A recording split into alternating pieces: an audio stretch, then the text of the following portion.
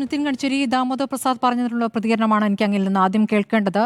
ഇത് നവോത്ഥാന സമിതിയൊക്കെ നിങ്ങൾ രൂപീകരിച്ചു, ആ സമിതി ഇപ്പോൾ എന്താണ് ചെയ്യുന്നത് എന്നൊരു ചോദ്യം അവിടെ നിൽക്കുന്നു. അത് ശബരിമലയുമായി ബന്ധപ്പെട്ട് തന്നെയായിരുന്നല്ലോ, സുപ്രീം കോടതി ഉത്തരവുമായി ബന്ധപ്പെട്ട് തന്നെയായിരുന്നു. അപ്പോൾ നിങ്ങൾ ഈ ആഗോള അയ്യപ്പ സംഗമത്തിൽ അതുമായി ബന്ധപ്പെട്ടുള്ള പുരോഗമന ആശയങ്ങൾ പങ്കുവെക്കുകയും അതിൽ ഈ ആഗോള തലത്തിൽ തന്നെ ഒരു പിന്തുണ തേടുകയാണോ ചെയ്യാൻ പോകുന്നത്, അതോ നിങ്ങൾ ഈ നവോത്ഥാനം എന്ന വിഷയം പൂർണ്ണമായും അത് തെറ്റായി പോയി എന്ന വിലയിരുത്തലിലേക്ക് എത്തിയോ? അതിലൊരു ക്ലാരിറ്റി തരാമോ?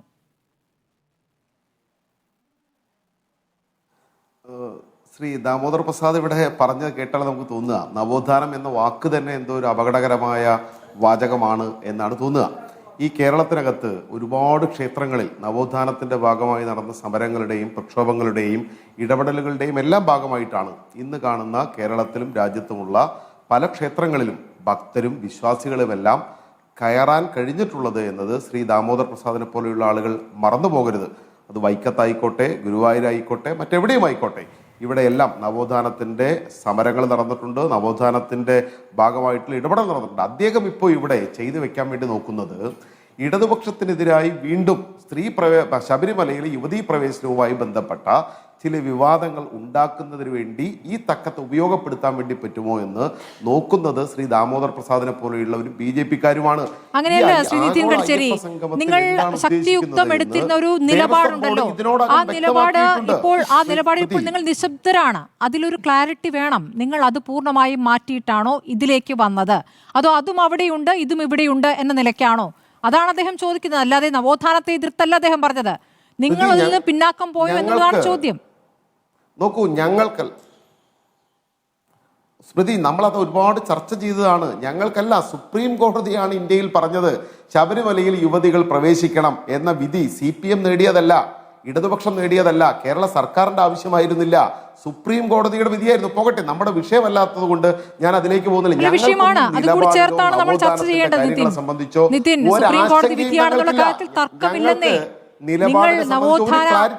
നവോത്ഥാന സംരക്ഷണ സമിതി ഇവിടെ രൂപീകരിച്ചത് സുപ്രീം കോടതി അല്ലല്ലോ, സർക്കാരാണല്ലോ. സർക്കാർ ഒരു നിലപാടെടുത്ത് ചെയ്തതാണല്ലോ. അതിന്റെ അധ്യക്ഷ സ്ഥാനത്തേക്ക് കൊണ്ടുവന്ന വെള്ളാപ്പള്ളിയാണ്. ആ അധ്യക്ഷൻ ഇപ്പോൾ നടത്തിക്കൊണ്ടിരിക്കുന്ന വർഗീയ പ്രസംഗങ്ങളാണ്.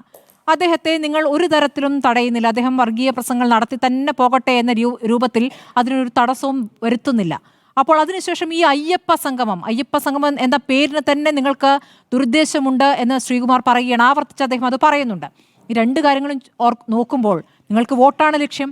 അതാണ് ഈ പറയുന്ന അക്കിരമൺ പറയുന്നത്. അക്കിരമൺ എല്ലാ കാലത്തും നിങ്ങൾക്കൊപ്പം നിന്നവരാണ് അല്ലേ? നോക്കൂ സ്മൃതി, അതാണ് ഞാൻ പറഞ്ഞത്. ഒരു വർഷത്തിന് മുമ്പ് തീരുമാനിച്ചിരുന്ന ഒരു ആഗോള അയ്യപ്പ സംഗമം, അതിൽ ഞങ്ങൾ എന്താണ് ലക്ഷ്യം വെക്കുന്നത് എന്ന് ദേവസ്വം ബോർഡ് ആ കാലം മുതൽ പറഞ്ഞു തുടങ്ങിയതാണ്. എന്തൊക്കെയാണ് ഇതിന്റെ ലക്ഷ്യം, ആഗോള അയ്യപ്പ സംഗമത്തിൽ എന്താണ് മുന്നോട്ട് വെക്കുന്നത് എന്ന്, ഏത് ആശയങ്ങളാണ് ചർച്ച ചെയ്യാൻ പോകുന്നത് എന്ന് ഇതിനോടകം പറഞ്ഞു. അതിൽ ദാമോദർ പ്രസാദ് പറഞ്ഞ ഒരു കാര്യങ്ങളുമില്ല, ശ്രീകുമാർ പറഞ്ഞ ഒരു കാര്യങ്ങളുമില്ല. പിന്നെ ശ്രീകുമാറിനെ പോലെയൊക്കെയുള്ള കോൺഗ്രസിനോട് ചേർന്ന് നിൽക്കുന്ന ആളുകൾ ഇതിനേക്കാൾ വലിയ വായിൽ കരയേണ്ടി വരും. അദ്ദേഹം പറഞ്ഞത് ഗതി കിട്ടാത്തത് ഞങ്ങളല്ല. 9 വർഷമായി ഗതി കിട്ടാതെ കേരളത്തിൽ അലയുന്നത് അദ്ദേഹത്തിന്റെ പാർട്ടിയും പ്രസ്ഥാനവുമാണ് എന്ന് മനസ്സിലാക്കണം. കേരളത്തിൽ ഇടതുപക്ഷ ജനാധിപത്യ മുന്നണിക്ക് നേതൃത്വം കൊടുക്കുന്ന CPIM ഒക്കെ കേരളത്തിൽ ജനങ്ങൾക്കിടയിൽ നല്ല വേരുറപ്പോടുകൂടി നിൽക്കുന്ന പാർട്ടി തന്നെയാണ്. ആയിക്കോട്ടെ, അപ്പോൾ അടുത്ത 5 വർഷത്തേക്ക് അവരെ അടുത്ത 5 വർഷം അവർ ഗതി കിട്ടാതെ അലയാൻ വേണ്ടിയുള്ള തന്ത്രമാണോ എന്നൊരു ചോദ്യം. ഒരേ ഒരു കാര്യം കൂടി, തീർച്ചയായും അല്ല. നോക്കൂ, അത് ആഗോള അയ്യപ്പ സംഗമം നടന്നാലും ഇല്ലെങ്കിലുമൊക്കെ കോൺഗ്രസിന്റെ ഗതി തന്നെ അത് തന്നെ ആയിരിക്കും എന്ന കാര്യത്തിൽ ഒരു സംശയമില്ല. ഞാനിവിടെ പറഞ്ഞത് BJP ഇവിടെ പറഞ്ഞുകൊണ്ടിരിക്കുന്നു. BJPയുടെ ശ്രീ ജയസൂര്യൻ ഇവിടെ പറഞ്ഞു പ്രിവിലേജ് കാർഡുകളാണ് പ്രശ്നം. ഈ പറയുന്ന പ്രിവിലേജ് കാർഡും അല്ലെങ്കിൽ ദർശനത്തിന് വേണ്ടിയിട്ടുള്ള തുക വാങ്ങുന്നതും പ്രത്യേക ക്യൂവും ഒക്കെ തിരുപ്പതിയിലുണ്ട് സാർ, കാശിയിലുണ്ട് സാർ. നിങ്ങൾ അവിടെ പോയി സമരം ചെയ്യുന്നുണ്ടോ? നിങ്ങൾക്ക് അതിൽ എതിരഭിപ്രായമുണ്ടോ? കാശിയിലും തിരുപ്പതിയിലും ഒന്നും ഇത് പാടില്ല എന്ന അഭിപ്രായമുണ്ടോ? അപ്പോ അതാണ് ഞങ്ങൾ പറഞ്ഞത്. ഇവിടെ നിങ്ങൾ ആദ്യം എന്താണ് നിങ്ങളുടെ പോയിന്റ് എന്ന് വ്യക്തമാക്കൂ. നിങ്ങൾ ഓരോ ദിവസവും നിങ്ങൾക്ക് ഓരോരോ കാര്യങ്ങളാണ് നിങ്ങൾ ഇതുമായി ബന്ധപ്പെട്ട് പറയുന്നത്. ഞങ്ങൾ ഇതിൽ ഒറ്റ കാര്യമേ കാണുന്നുള്ളൂ, അത് ശബരിമലയിലേക്ക് വരുന്ന വിശ്വാസികളുടെ താല്പര്യമാണ്, ഭക്തരുടെ താല്പര്യമാണ്. 53 ലക്ഷം ആളുകളാണ് കഴിഞ്ഞ മകരവിളക്കിന്റെ സീസണിൽ ആ ശബരിമലയിലേക്ക് വന്നിറങ്ങിയത്, ഒരു പരാതിയും പരിഭവങ്ങളും ഇല്ലാതെ. ആ ശബരിമല അതിന്റെ എല്ലാ ആചാര വിശുദ്ധിയോടും കൂടി അതിന്റെ വികസനം ഉണ്ടാകണം. ശബരിമലയിലേക്ക് കൂടുതൽ ആളുകൾക്ക് എത്താൻ കഴിയണം. ആ എത്തുന്ന ഭക്തർക്ക് സൗകര്യങ്ങളോടുകൂടി അയ്യനെ കണ്ട് തിരിച്ചു പോകാൻ കഴിയണം. ഇതിനുള്ള സാഹചര്യം ഒരുക്കലാണ് ഞങ്ങൾ ആഗ്രഹിക്കുന്നത്.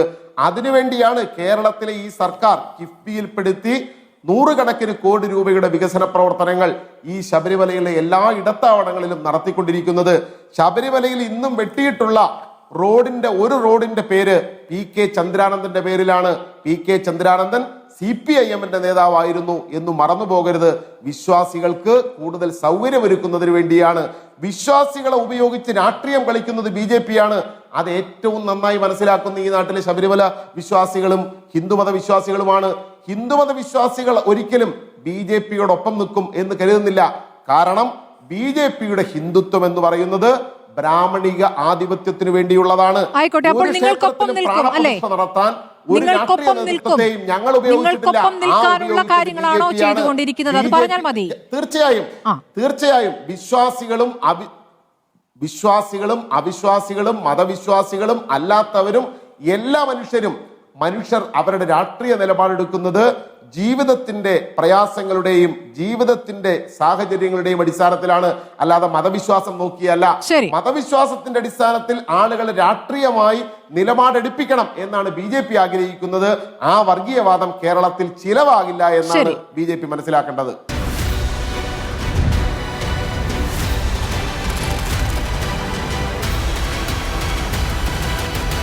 ഡിബേറ്റ് വിത്ത് സ്മൃതി പരുത്തിക്കാട്.